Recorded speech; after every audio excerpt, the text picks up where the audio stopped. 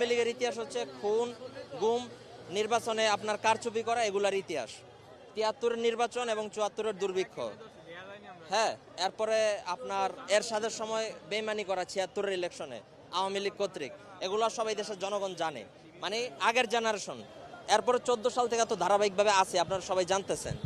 তো তারপরেও যারা এই মানে নিকৃষ্ট স্বৈরাচার আওয়ামী লীগ, হাসিনা, যারা এগুলা বলে বেড়ায় যে আমরা ফেব্রুয়ারিতে পুনর্বর্তনের জন্য এই কর্মসূচি দিছি, এগুলো আপামার জনগণ, যাদের ভিতর মানবিক মনুষ্যত্বের এক ফোঁটা রক্ত আছে, আমি কোনো দল টল কিছু বলবো না, যাদের ভিতর মানবিক রক্ত আছে তারা এদেরকে অবশ্যই ঠেকাবে।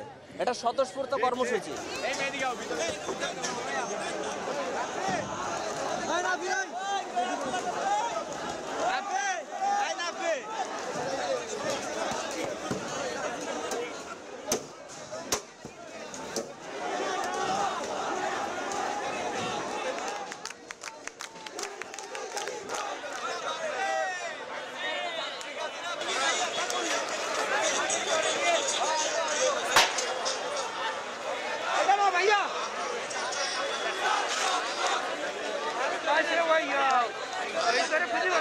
Vai,